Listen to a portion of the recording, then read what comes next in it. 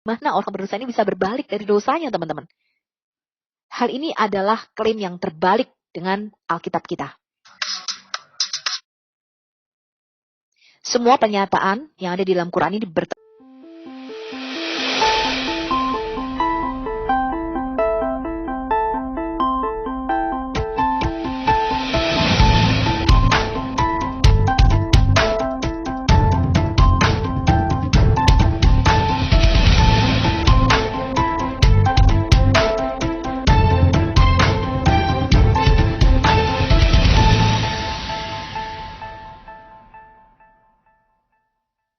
Dukung terus teman-teman pelayanan Al-Hayat Indonesia melalui Patreon. Anda lihat di layar, itu adalah profil daripada Al-Hayat Indonesia.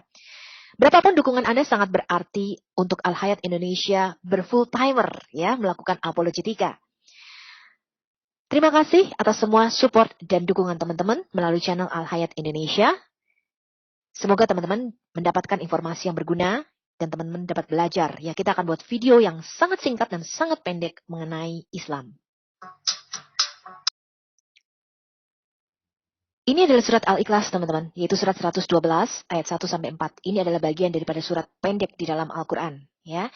Jadi dari kecil mereka sudah terbiasa melafalkan ayat-ayat Quran ini, terutama dari surat Al-Ikhlas, karena begitu gampang, ya, ayatnya sangat pendek, hanya 4 baris saja.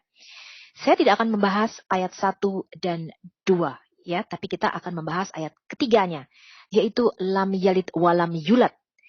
Al-Quran menegaskan Allah tidak beranak dan tidak pula diperanakan. Apakah ada yang aneh, teman-teman, di dalam ayat ini? Yuk kita sama-sama belajar dan sama-sama lihat. Menyebut Tuhan sebagai Bapa itu dikutuk dengan amat sangat oleh Allah SWT di dalam Al-Quran. Jadi, Muslim itu percaya mereka bukanlah anak Tuhan, teman-teman, tapi mereka hanyalah budak atau hambanya Allah. Ya. Menyebut Tuhan sebagai Bapa itu dianggap sebagai penghujatan. Ini adalah salah satu dari banyak alasan yang dipercaya oleh orang lain. Teks Alkitab itu sudah diubah. Ya. Mereka memiliki pendapat Yesus tidak pernah bicara bahwa dia adalah anak Allah. Catatan sejarah yang penting, teman-teman. Anda perlu tahu ini. Di Yerusalem, yaitu tempat di mana Bait Suci Salomo berdiri, Khalifah Abdul Al-Malik bin Marwan, itu tahun 685 sampai tahun 715, itu mendirikan yang namanya The Dome of the Rock, yaitu kubah emas. Ya. Itu masjid kubah emas yang Anda lihat kubahnya warnanya kuning, bulat gitu ya. Ini untuk mengenang Muhammad, teman-teman. Dan selesai pada zaman anaknya. Ini adalah khalifah kelima, ya, Bani Umayyah. Bangunan di Dom ini hanya berjarak 90 meter dari sebelah utara di mana Bait Suci Salomo pernah berdiri. Dan hanya beberapa ratus meter dari tempat Yesus disalib. Di dalam The Dome ini ada tulisan yang menyolok, teman-teman, dalam bahasa Arab. Yang kalau dibaca memiliki arti, Allah melarang mengatakan bahwa dia memiliki seorang anak. Ada yang aneh ya dalam pernyataan ini. Tapi teman-teman ada rahasia yang penting yang teman-teman Kristen dan Muslim harus ketahui. Pada waktu Muhammad mengklaim dia Isra Mi'raj ke Baitul Maqdis, ya, yaitu ke Masjid Al-Aqsa yang mereka klaim adalah Masjid Al-Aqsa yang sekarang ada di Yerusalem. Pada waktu itu Masjid Al-Aqsa belum berdiri, teman-teman. Ya, jadi ketika Muhammad mengatakan aku Isra Mi'raj dibawa ke Masjid Al-Aqsa, pada waktu itu Islam belum menaklukkan Yerusalem, teman-teman. Belum ada Masjid Al-Aqsa di sana. Ya. Tapi kita tidak akan membahas dulu mengenai Isra Mi'raj. Kita akan membahas mengenai lam yalid walam yulad. Allah SWT itu mengutuk pernyataan bahwa Allah itu memiliki anak di dalam surat At-Taubah. Ya, At-Taubah ini adalah surat ke-9 ayat ke-30. Dan orang-orang Yahudi berkata Uzair putra Allah. Dan orang-orang Nasrani berkata Al-Masih putra Allah.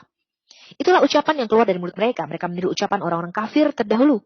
Allah melaknat mereka. Bagaimana mereka sampai berpaling. Jadi Muhammad berpikir bahwa di dalam pra-Islam, ya teman-teman, orang-orang suku Quraisy, mereka itu mempunyai konsep bahwa Allah, yaitu merupakan dewa Hubal, dewa tertinggi di Ka'bah, itu memiliki 3 orang putri, teman-teman. Al-Lat, Al-Manat, dan Al-Uzza. Ya. Jadi Muhammad berpikir kenapa ya orang-orang Kristen ini juga mengatakan bahwa Allah ini punya anak. Ini adalah kebingungan daripada baginda Nabi mereka. Di sini kita harus berpikir, teman-teman. Ada satu hal penting yang harus dijawab. Siapakah Allah ini di dalam Quran yang langsung mengutuk mereka yang percaya bahwa Yesus adalah anak Allah? Mungkinkah dia adalah Tuhan yang sama yang berbicara di dalam Alkitab?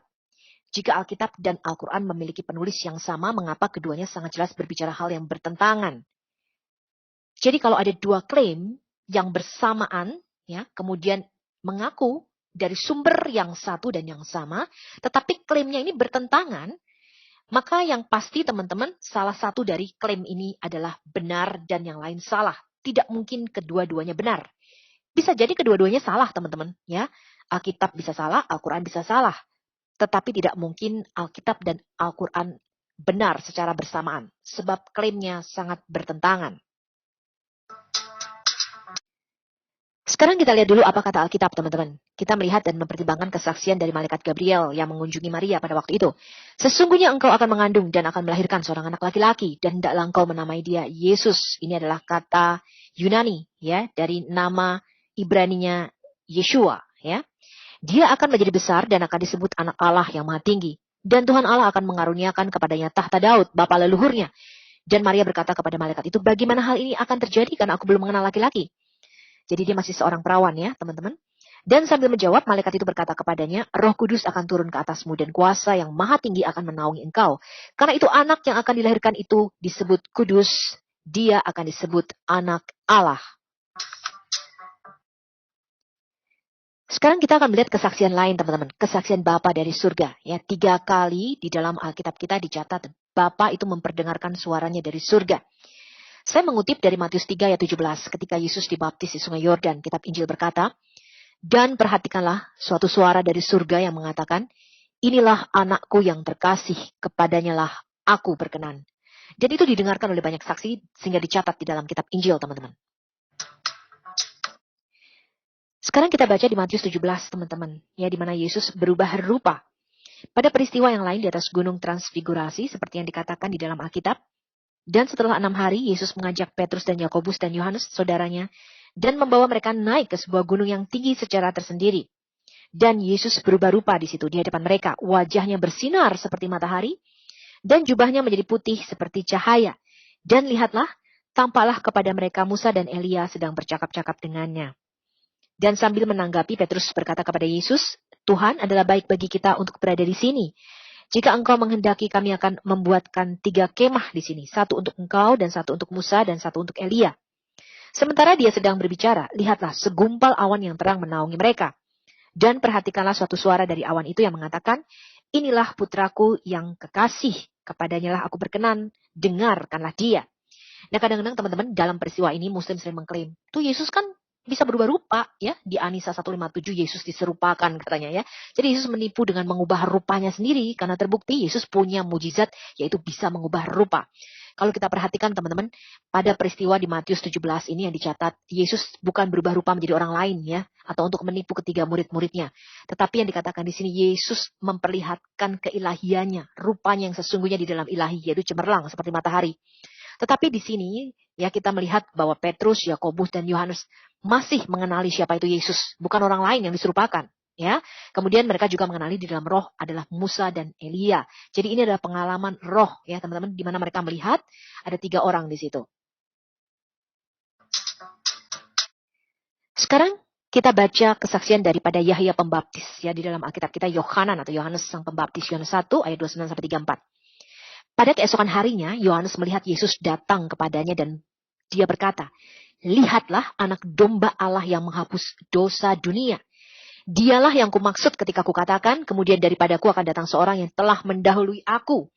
Sebab dia telah ada sebelum aku. Jadi di sini Yohanes berkata, Yesus sudah ada sebelum dia. Ya, walaupun secara manusia Yesus itu lebih muda daripada Yohanes Pembaptis. Kemudian kata Yohanes Pembaptis, dan aku sendiri pun mula-mula tidak mengenal dia. Tetapi untuk itulah aku datang dan membaptis dengan air supaya dia dinyatakan kepada Israel. Dan Yohanes Pembaptis itu memberi kesaksian katanya.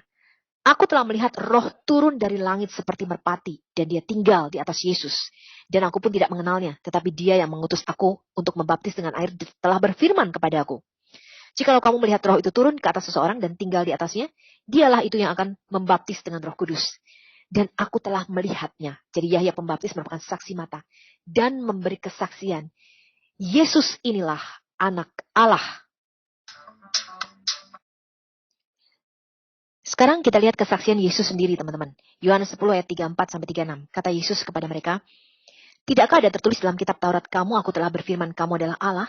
Jikalau mereka kepada siapa firman itu disampaikan disebut Allah, sedang kitab suci tidak dapat dibatalkan. Jadi Yesus di sini mengutip Mazmur 8:2 ayat 6. Ya, nanti kita bicara lebih lanjut mengenai hal ini. Masihkah kamu berkata kepada dia yang dikuduskan oleh Bapa dan yang telah diutusnya ke dalam dunia, maksudnya dirinya sendiri, engkau menghujat Allah karena aku telah berkata, aku adalah anak Allah. Jadi Yesus berkata, aku ini anak Allah. Ya. Kemudian orang-orang Yahudi itu mencoba menangkap Yesus, tapi dia luput dari tangan mereka. Kita baca lagi di Lukas 22 ayat 70. Kata mereka semua, kalau begitu engkau ini anak Allah. Jawab Yesus, kamu sendiri mengatakan bahwa akulah anak Allah. Jadi Yesus tidak menyangkal bahwa dia adalah anak daripada yang maha tinggi itu, atau anak Allah.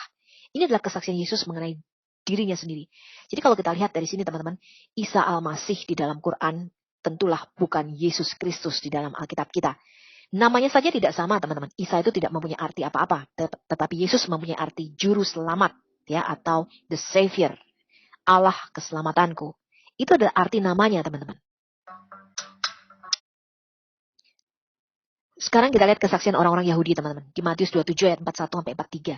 Demikian juga imam-imam kepala bersama-sama ahli-ahli Taurat dan tua-tua mengolok-olokkan dia. Dan mereka berkata, orang lain diselamatkan. Tetapi dirinya sendiri tidak dapat dia selamatkan. Dia Raja Israel, baiklah dia turun dari salib itu dan kami akan percaya kepadanya. Dia menaruh harapannya pada Allah, baiklah Allah menyelamatkan dia jikalau Allah berkenan kepadanya. Karena ia telah berkata, aku adalah anak Allah. Ya, jadi ketika Yesus disalib, orang-orang Yahudi itu mengolok-olokkan Yesus. Kamu katanya ngaku kamu tuh anak Allah. Kalau kamu anak Allah, kamu bisa turun dari salib ini. Ya, itu yang mereka katakan teman-teman. Jadi di sini orang-orang Yahudi itu mendengar sendiri Yesus berkata dia adalah anak Allah. Dan ini adalah kesaksian daripada orang-orang Yahudi itu. Ini adalah kesaksian daripada roh-roh jahat teman-teman. Jadi orang-orang yang kerasukan setan, yang mereka tersungkur di kaki Yesus. Dan mereka meneriakkan hal-hal seperti berikut teman-teman. Markus 3 ayat 11. Bila mana roh-roh jahat itu melihat dia, mereka jatuh tersungkur di hadapan Yesus dan berteriak, engkaulah anak Allah. Kemudian di Matius 8 ayat 28-29, setibanya di seberang, yaitu di daerah orang Gadara, datanglah dari penguburan 2 orang yang kerasukan setan menemui Yesus. Mereka sangat berbahaya, sehingga tidak seorang pun yang berani melalui jalan itu. Dan orang-orang yang kerasukan setan ini berteriak, katanya, apa urusanmu dengan kami, hai anak Allah? Adakah engkau kemari untuk menyiksa kami sebelum waktunya? Berarti yang berteriak ini adalah roh jahat yang di dalam mereka. Dan mereka mengenali Yesus di dalam roh sebagai anak Allah. Kemudian di Lukas 4 ayat 9, kemudian dia membawa Yesus ke Yerusalem dan menempatkan Yesus di hubungan bait Allah. Ini adalah pencobaan Yesus oleh iblis. Ya, jadi iblis berkata kepada Yesus, jika engkau anak Allah, jatuhkanlah dirimu dari sini ke bawah. Jadi iblis sendiri pun mengetes, ya, menguji. Kalau engkau anak Allah, seperti yang engkau klaim, ya, jatuhkan dirimu dari hubungan bait suci ini. Jadi iblis sendiri pun memberi kesaksian mengenai hal ini, teman-teman. Sekarang kita baca kesaksian Rasul Petrus di dalam surat yang kemudian ditulis salah seorang saksi mata, itu Petrus bersaksi sebagai berikut. Dia menulis, sebab dengan tidak mengikuti dongeng-dongeng yang direkayasa dengan cerdik. Jadi Rasul Petrus mau mengatakan kami itu tidak merekayasa cerita. Ya, ada banyak saksinya. Kami telah memberitahukan kepadamu kuasa dan kedatangan Tuhan kita Yesus Kristus sebagai Raja. Tapi kami adalah saksi mata dari kebesarannya. Karena ketika menerima kehormatan dan kemuliaan dari Allah Bapa, ada suatu suara seperti ini disampaikan kepadanya dengan kemuliaan yang dahsyat. Inilah putraku yang terkasih, kepadanya lah aku berkenan. Dan kami, kata Rasul Petrus, ya, dia, Yakobus dan Yohanes maksudnya, mendengarkan suara ini ketika disampaikan dari surga. Ketika berada bersama Yesus di gunung yang kudus yang tadi diceritakan di Matius 17. Ini dicatat di dalam 2 Petrus 1 ayat 16 sampai 18. Nah sekarang teman-teman, kalau kita berpikir, jika kita mengetahui sifat Tuhan, ya, maka kita akan mengakui dia adalah Tuhan yang selalu konsisten. Tuhan yang benar, Tuhannya Abraham, Ishak dan Yakub, tidak mungkin mengirimkan malaikat Gabriel yang lain 600 tahun kemudian untuk menolak apa yang telah diajarkan oleh Alkitab. Hanya hati yang sudah dipengaruhi oleh para jin, setan-setan yang akan percaya kepada hal ini. Jadi ada banyak orang disesatkan untuk percaya bahwa orang Kristen dan orang Muslim menyembah Tuhan yang sama. Ya, hal ini tidaklah benar. Di dalam Alkitab, Tuhan itu diketahui dengan amat sangat banyak dalam berbagai peristiwa menyatakan Yesus adalah anaknya. Sementara dalam Al-Quran, Allah itu penuh semangat menolak pernyataan ini. Jadi tidak mungkin kita menyembah Tuhan yang sama, dan tidak mungkin kedua-duanya benar. Jadi kalau satu salah, yang lain pasti benar. Kebenarannya adalah hanya setan yang dapat mengajarkan segala sesuatu yang bertentangan dengan perkataan Tuhan. Itu adalah setan yang menugaskan salah satu dari malaikatnya untuk menyamar sebagai malaikat Gabriel, yang mana hal ini adalah sangat jelas dari ayat Alkitab sebagai berikut. Dan tidak heran kalau setan sendiri menyamar sebagai malaikat terang. Jadi bukan hal yang luar biasa jika pelayannya juga menyamar sebagai pelayan kebenaran, yang kesudahannya akan menjadi sama seperti perbuatan mereka. Ini dikatakan Rasul Paulus di dalam 2 Korintus 11 ayat 14-15. Jika seseorang sungguh-sungguh memikirkan ayat-ayat dalam Al-Quran tentang masalah keanakan daripada Kristus ini, atau the sonship of Jesus Christ, dia akan dipaksa untuk meragukan dan menolak siapapun yang berbicara di dalam Quran. Kita lihat dulu teman-teman surat Al-An'am, ya ayat 100-101. Dan mereka, dalam kurung orang-orang musyrik, menjadikan jin sekutu-sekutunya Allah. Padahal dia yang menciptakan jin-jin itu. Dan mereka berbohong dengan mengatakan, Allah mempunyai anak laki-laki dan anak perempuan tanpa pengetahuan. Maha suci Allah dan maha tinggi dari sifat yang mereka gambarkan. Dia, pencipta langit dan bumi, bagaimana dia mempunyai anak padahal dia tidak mempunyai istri. Dia menciptakan segala sesuatu dan dia mengetahui segala sesuatu. Jadi kata atau terjemahan yang benar, istri di sini adalah sahibah. Sahibah itu artinya pasangan perempuan. Jadi di sini Muhammad berkata bagaimana Allah itu mempunyai anak, padahal dia tidak mempunyai pasangan perempuan. Di dalam benak Muhammad, ya, bahwa kalau Allah mempunyai anak, berarti dia harus punya pasangan, dia harus kawin, dan dia harus punya anak, sama seperti manusia biasa. Oke, sekarang kalau kita pikirkan baik-baik, Allah berkata bagaimana dia bisa punya anak sedang dia tidak punya istri. Ini firman yang dikirim oleh Allah. Allah bertanya bagaimana dia bisa punya anak sedangkan dia tidak punya sahibah atau pasangan perempuan. Tapi mengapa di dalam Quran dicatat Tuhannya Maryam bisa membuat Maryam punya anak tanpa pasangan laki-laki atau tanpa suami. Dan Allah di dalam Quran mengatakan itu mudah bagi dia. Jadi hal ini adalah kontradiksi di dalam Quran. Di satu sisi Allah berkata kalau dia mau punya anak berarti dia harus punya pasangan perempuan atau sahibah. Tapi di sisi yang lain, di dalam Quran dicatat, Maryam mempunyai anak tanpa suami. Ini adalah hal yang sangat aneh. Kita pikirkan baik-baik. Jadi, jika umat Yahudi dan umat Kristen mengerti bahwa konsep anak Allah itu artinya adalah Allah yang menampakkan diri dalam rupa hamba atau rupa manusia. Dan ketika orang Yahudi dan Kristen berkata, kami adalah anak-anak Allah, artinya kami adalah orang-orang yang dicintai atau dikasihi oleh Allah. Sehingga dia mau memanggil kita sebagai anaknya. Ini dicatat di dalam surat Al-Maidah, ya, surah kelima ayat 18. Orang Yahudi dan Nasrani berkata kami adalah anak-anak Allah dan kekasih-kekasihnya. Sudah dengan jelas di sini, ya, bahwa ketika orang Yahudi dan Nasrani atau orang Kristen berkata kami adalah anak-anak Allah, itu bukan berarti Allah nikah, punya pasangan perempuan, punya sahibah, dan kami inilah hasil dari pernikahan tersebut. Tidak begitu konsepnya. Tetapi Allah di dalam Quran ini tidak mengerti konsep ini, teman-teman. Kita baca di Galatia 4 ayat 4-7. Kenapa kita disebut anak-anak Allah? Tetapi setelah genap waktunya, artinya setelah semua nubuatan mengenai kedatangan anak Allah atau Sang Mesias itu diberikan, dari mulai kitab Kejadian sampai kitab Maleakhi, maka Allah mengutus anaknya yang lahir dari seorang perempuan dan takluk kepada hukum Taurat. Dia diutus untuk menebus mereka yang takluk kepada hukum Taurat, supaya kita diterima menjadi anak. Jadi kita diadopsi di dalam keluarga kerajaan Allah karena iman kepada Yesus. Dan karena kamu adalah anak, maka Allah telah menyuruh roh anaknya ke dalam hati kita, yang berseru, ya Aba, ya Bapa. Jadi kamu bukan lagi hamba, melainkan anak. Jadi kita ini bukan lagi hamba yang tidak tahu apa-apa, melainkan anak. Jikalau kamu anak, maka kamu juga adalah ahli waris Allah. Di Galatia 3 ayat 26 lebih jelas lagi dikatakan, sebab kamu semua, kita semua, ini adalah anak-anak Allah oleh karena iman di dalam Yesus Kristus. Jadi kita dicangkokkan di dalam keluarga kerajaan Allah dan kita disebut anaknya karena iman di dalam Yesus Kristus. Roma 8 ayat 15. Sebab kamu tidak menerima roh perbudakan yang membuat kamu menjadi takut lagi, tapi kamu menerima roh yang menjadikan kamu anak Allah. Oleh roh itu kita berseru, ya Aba, ya Bapa. Inilah sebabnya Muslim hidup di dalam roh perbudakan atau perhambaan. Roh ini membuat mereka takut dan tidak bisa berhubungan dengan Bapa. Muslim tidak punya hubungan pribadi dengan Allah Bapa. Itulah sebabnya mereka hidup di dalam perbudakan dan ketakutan seumur hidupnya. Siapa yang taat perintah Allah diberi reward, siapa melanggar diberi hukuman. Ini adalah roh agamawi. Di dalam Alkitab kita, ini adalah suatu kiasan atau perumpamaan. Mereka menamakan dirinya Hagarin atau keturunan Hagar atau Ismail. Walaupun itu tidak bisa mereka buktikan. Ini dicatat di dalam Galatia 4 ayat 22 sampai 26, teman-teman, kalau kita baca. Ketika Abraham mempunyai dua orang istri, Sarah dan Hagar, ya. Kedua perempuan ini adalah dua ketentuan Allah. Yang satu berasal dari Gunung Sinai, melahirkan anak-anak perhambaan, itulah Hagar. Hagar ialah Gunung Sinai di tanah Arab. Dan ia sama dengan Yerusalem yang sekarang. Ia hidup di dalam perhambaan dengan anak-anaknya. Tapi kita adalah anak-anak perempuan merdeka, teman-teman. Kita adalah anak-anak yang merdeka. Anak-anak yang diperanakan menurut janji dan bukan menurut daging. Ini kata Alkitab, ya. Jadi Muslim itu menjalankan ibadah keagamaan berdasarkan ketakutan akan hukuman Allah. Sebab neraka adalah jaminan Muslim, ya, sesuai dengan Quran surah Maryam. Ini adalah surah 19 ayat 71.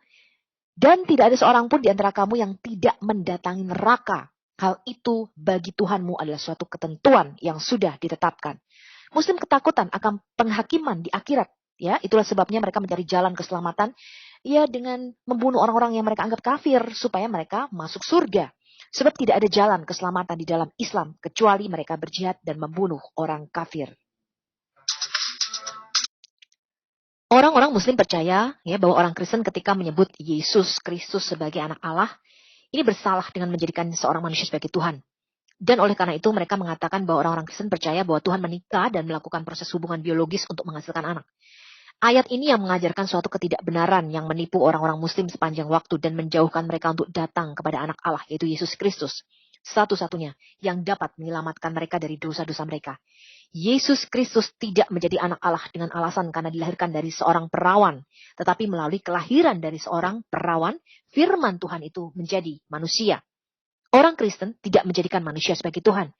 Orang-orang Kristen itu menyembah Tuhan yang datang ke bumi menjadi manusia.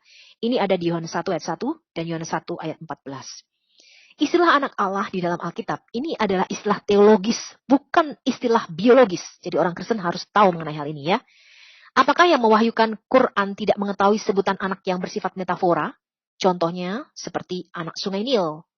Kemudian anak padang pasir. Ini orang Arab, ya. Kemudian kita mengenal istilah anak Indonesia, anak kunci, anak tangga, anak sungai, dan sebagainya. Ketika Alkitab mengajarkan bahwa Kristus adalah anak Allah, ini tidak berarti bahwa Tuhan menikahi seorang wanita, mengambilnya menjadi istrinya, dan menghasilkan Yesus melalui proses biologis yang biasa. Seperti yang dinyatakan oleh Allah di dalam Al-Quran. Jadi ini hal yang sangat mengherankan, ya, teman-teman. Jadi Allah di dalam Quran itu tidak tahu, ya, istilah mengenai anak Allah yang dipakai oleh orang-orang Yahudi dan orang-orang Kristen pada waktu itu. Padahal di dalam Quran sendiri ada loh, teman-teman, istilah anak yang tidak merujuk secara biologis. Misalnya nih, kita lihat di At-Taubah ayat 60. Disebut orang yang sedang dalam perjalanan atau para musafir. Ini disebut Ibnu Sabil, ya, atau Ibn al-Sabil. Artinya anak jalanan. Jadi di dalam istilah Quran atau di dalam istilah Islam itu ada perbedaan antara ibn dan walad. Walad itu adalah kelahiran secara biologis. Kalau ibn belum tentu. Nah, padahal ada istilah metafora seperti ini, ya. Saya kasih contohnya nih, At-Taubah 60. Ibnu Sabil, anak jalanan. Apakah bapak jalanan kemudian kawin sama ibu jalanan mempunyai anak namanya Ibnu Sabil? Ya, tentu saja ini adalah bahasa metafora yang dipakai. Nah, ketika Yesus mengklaim, aku adalah anak Allah, orang Yahudi tidak tanya istrinya Allah siapa. Mereka langsung mengambil batu mau melempari Yesus. Karena mereka tahu ketika Yesus mengatakan, aku adalah anak Allah, artinya Yesus mengklaim, aku ini adalah jelmaan Allah. Yang di depanmu ini adalah Bapa itu sendiri, Allah itu sendiri. Dan hal ini tidak diketahui oleh Allah di dalam Quran. Sekarang kita pikirkan, teman-teman, dapatkah atau mungkin gak sih Allah itu begitu dangkal pengetahuannya sehingga tidak mengetahui hubungan yang lain antara anak dan orang tua selain pemahaman yang dihasilkan karena hubungan biologis. Siapapun yang berbicara di dalam surah di dalam Quran itu tidak mengetahui hubungan antara anak dan orang tua yang legal lainnya, seperti misalnya adopsi. Karena kasih Allah di dalam Alkitab begitu besar kepada orang-orang berdosa, Dia datang kepada kita dalam pribadi Yesus Kristus. Kemudian pribadi yang menjelma menjadi manusia ini dikenal oleh kita sebagai anak Allah. Dia datang untuk menyelamatkan kita dari dosa-dosa kita. Yesus adalah anak yang unik yang satu-satunya yang tunggal dari Tuhan kita di dalam artian spiritual. Jadi ketika Yesus mengklaim aku adalah anak Allah, orang Yahudi tidak bertanya kepada Yesus, istrinya Allah siapa? Ya, ketika Yesus mengklaim aku adalah anak Allah, orang Yahudi tahu dia mengklaim dia adalah jelmaan Allah itu sendiri, yaitu Allah yang mengambil rupa manusia.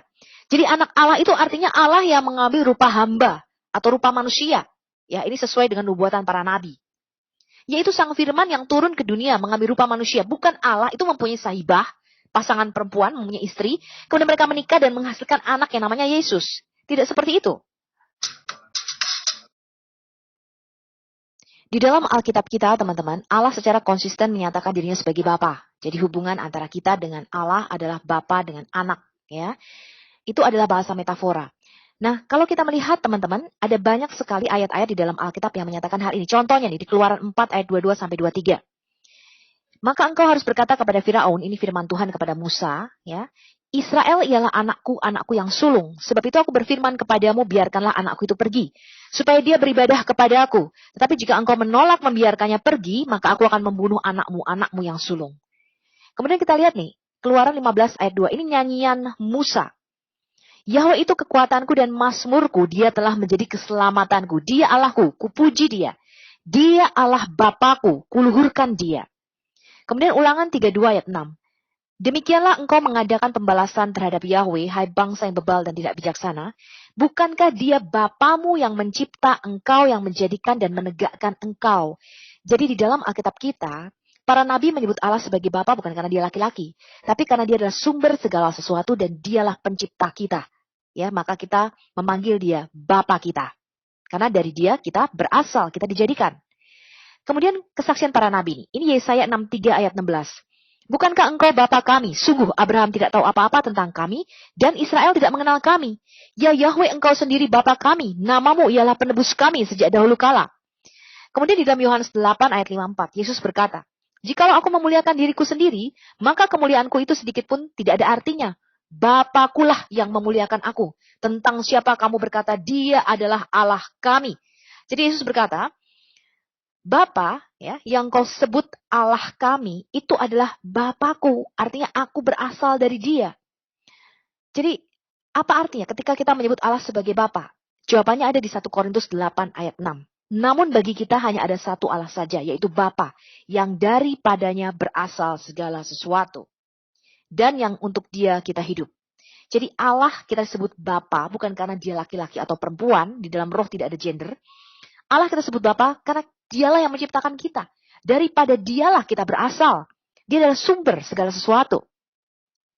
Dan hanya ada satu Tuhan saja, yaitu Yesus Kristus, yang olehnya segala sesuatu telah dijadikan, dan yang karena dia kita hidup. Karena Allah itu hanya ada satu, maka firman-Nya juga hanya ada satu. Allah yang menampakkan diri dalam rupa manusia itu hanya Yesus. Tidak ada Allah lain selain dia. Itu maksudnya. Kemudian di 2 Korintus 6 ayat 18. Dan aku akan menjadi bapamu dan kamu akan menjadi anak-anakku laki-laki dan anak-anakku perempuan. Demikianlah firman Tuhan yang Maha Kuasa. Nah, di sini kita lihat Alkitab mulai dari kitabnya Yahudi, ya, Tanak atau Perjanjian Lama, sampai Perjanjian Baru, secara konsisten menyatakan Allah sebagai Bapa kita, yaitu sebutan untuk menyatakan daripada dialah kita berasal. Jadi bukan seperti pandangan Quran, ya. Allah di dalam Quran, ya, ketika dia menyebut, kenapa kamu memanggil aku seperti Bapa? Istrinya siapa? Tidak seperti itu, teman-teman.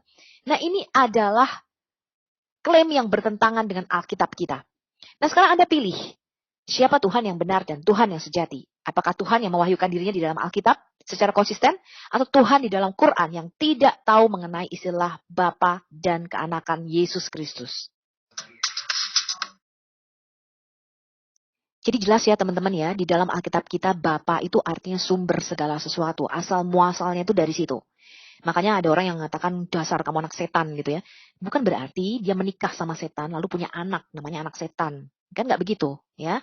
Artinya tuh sumbernya tuh dari setan gitu ya. Karena tingkah lakunya seperti setan. Nah, contohnya di dalam Alkitab kita nih teman-teman. Iblis adalah bapamu. Ini adalah ungkapan metafora, bahasa metafora. Contohnya di Yohanes 8 ayat 44. Yesus berkata, iblislah yang menjadi bapamu. Ya, dan kamu ingin melakukan keinginan-keinginan bapamu. Dia adalah pembunuh manusia sejak semula dan tidak hidup di dalam kebenaran. Sebab di dalam iblis itu tidak ada kebenaran. Apabila dia berkata dusta, dia berkata atas kehendaknya sendiri. Sebab apa? Dia adalah pendusta dan bapa segala dusta. Nah, siapakah antikris di dalam Alkitab kita, teman-teman? Kalau Muhammad menyangkal ya keanakan atau the sonship of Jesus Christ ini, Alkitab menyatakan dengan jelas, ini adalah ajaran antikris atau antikristus. 1 Yohanes 2 ayat 22. Siapakah pendusta itu? Bukankah dia yang menyangkal bahwa Yesus adalah Kristus? Dia itu adalah antikristus, yaitu dia yang menyangkal baik Bapa maupun Anak. Oke, jadi dengan jelas Alkitab mengatakan ya, seperti di 1 Timotius 3 ayat 16. Dan sesungguhnya agunglah rahasia ibadah kita. Itu tidaklah terbantahkan. Bahwa apa? Allah telah dinyatakan di dalam daging. Allah yang dinyatakan di dalam daging atau yang nuzul menjadi manusia, mengambil rupa manusia, ini disebut anak Allah. Yang kita kenal di dalam nama Yesus Kristus. Dibenarkan di dalam roh, terlihat oleh para malaikat, diberitakan di antara bangsa-bangsa, dipercaya di dalam dunia, diangkat dalam kemuliaan. Ya, jadi dengan jelas anak Allah artinya Allah yang menyatakan dirinya di dalam rupa manusia atau di dalam daging. Orang-orang muslim tidak dapat membayangkannya. Tuhan mengasihi orang-orang berdosa. Yang karena hal ini Tuhan itu turun, datang ke dalam dunia secara pribadi sebagai anak. Untuk menyelamatkan orang-orang berdosa. Jadi bagi orang-orang muslim, ini adalah bukti dari politeisme. Karena di dalam Islam, mereka tidak diajarkan ya di dalam Quran bahwa Allah itu mengasihi orang-orang berdosa. Ya, ini sesuai dengan surat sapi betina Al-Baqarah 190. Bahwa Allah itu tidak mengasihi orang-orang yang berbuat dosa.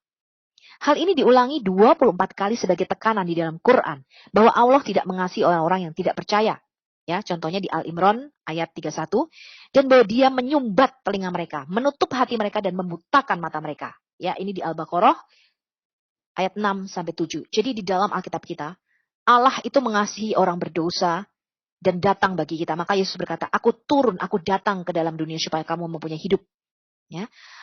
Bukan orang sehat yang memerlukan tabib, kata Yesus, tetapi orang sakit. Aku datang bukan untuk orang benar, tapi untuk orang berdosa. Allah itu membenci dosa, teman-teman, di dalam Alkitab kita. Tetapi dia mengasihi orang berdosa.